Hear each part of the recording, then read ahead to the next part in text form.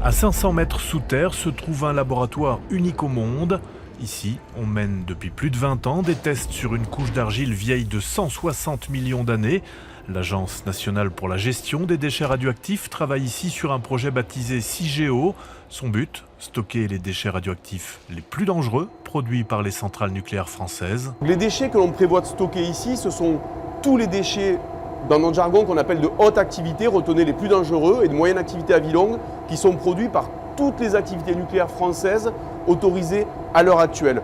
Ce site est situé à une centaine de kilomètres à vol d'oiseau du Luxembourg, au fin fond de la campagne lorraine, près du petit village de Bure, dans la Meuse. Ici se joue depuis plus de 2 décennies un débat sur l'avenir des déchets radioactifs en France. C'est même l'un des dossiers les plus sensibles du nucléaire français, baptisé CIGEO pour Centre industriel de stockage géologique. Le choix du site de Bure repose sur la présence d'une couche d'argile réputée stable et imperméable, jugée capable de confiner ces matières sur le très long terme. Ces déchets, eux, vont être radioactifs pendant une très longue durée, plusieurs dizaines de milliers d'années. Et sur cette durée, on ne peut pas assurer que l'homme sera en capacité de renouveler, de maintenir des installations en surface. Donc l'intérêt, c'est de pouvoir les isoler et les confiner à 500 mètres de profondeur. Et une fois le stockage fermé, l'installation ne nécessitera plus d'action humaine. C'est vraiment la géologie qui va assurer la protection des personnes et de l'environnement. Le projet CIGEO est entré au mois de mai dans une étape clé avec le début de l'enquête publique, préalable à son éventuelle autorisation par le gouvernement.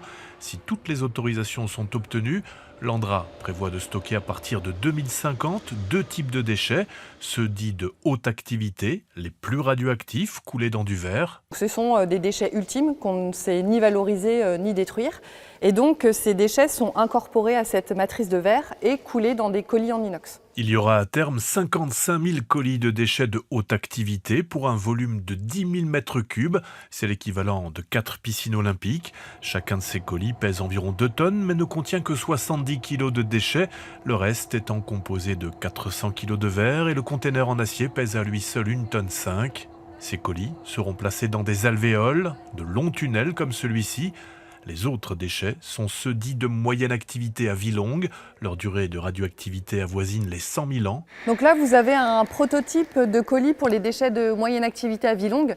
Ce sont les assemblages métalliques qui entouraient les combustibles dans les réacteurs.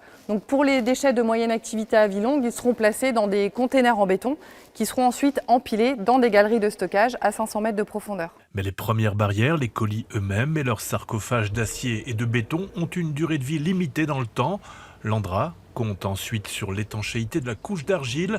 C'est cette roche qui fera office de barrière naturelle sans dépendre de la surveillance humaine. Ces colis vont avoir des performances sur quelques milliers d'années. Au-delà, on sait qu'ils vont se dégrader, que leurs performances ne peuvent plus être garanties. Ce qui va garantir la performance sur le long terme, c'est la couche géologique. On n'est pas ici par hasard. On est ici parce qu'il y a une couche qui a été formée il y a plusieurs 160 millions d'années exactement. Et cette couche, elle a des propriétés de confinement parce qu'elle a une très faible perméabilité et donc ce confinement va permettre de retenir la radioactivité très très longtemps. Et donc c'est effectivement la nature et la géologie qui apportent une solution de gestion pour ces déchets radioactifs les plus dangereux.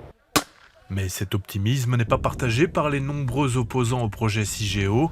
Depuis une vingtaine d'années, Bure est le théâtre d'une contestation persistante.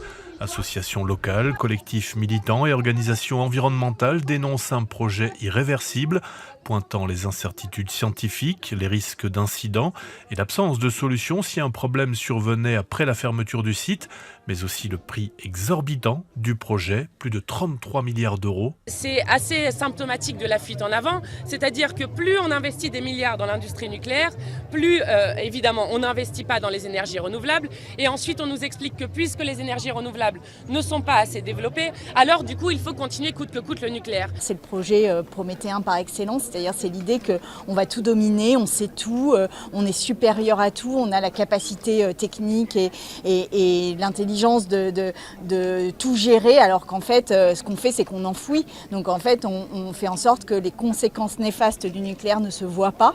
Et là en l'occurrence ce sont des conséquences pour 100 000 ans. 100 000 ans. Roger Spaut, c'est le spécialiste du nucléaire à Greenpeace Luxembourg. Pour lui, la meilleure façon de ne pas avoir de problème avec les déchets, c'est encore d'arrêter d'en produire.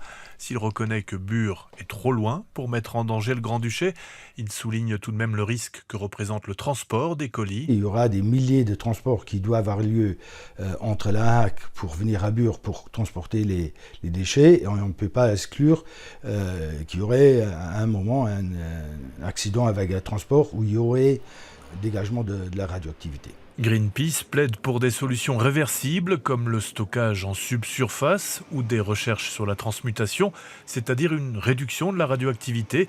En attendant, la moitié des 83 000 mètres cubes de déchets sont déjà produits et leur stockage actuel n'est pas plus sûr que s'ils étaient à 500 mètres sous terre, estiment les tenants du projet. Si la France, et comme d'autres pays, a choisi le stockage en couche géologique profonde, c'est parce que c'est la seule solution qui apporte et des garanties de sûreté et des garanties de passivité pour les générations qui viendront après nous, c'est-à-dire qui n'imposent pas aux générations de demain de devoir investir pour la gestion de ces déchets.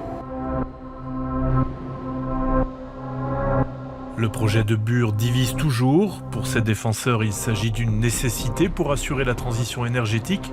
Pour ses détracteurs, c'est un risque inutile qui sacrifie une région. Rappelons toutefois que si toutes les autorisations sont obtenues, le premier colis de déchets n'arrivera pas avant 2050. Une chose est sûre, le débat n'est pas clos. Entre avancées techniques et résistance citoyenne, le projet Cigéo reste un symbole des tensions autour du nucléaire français.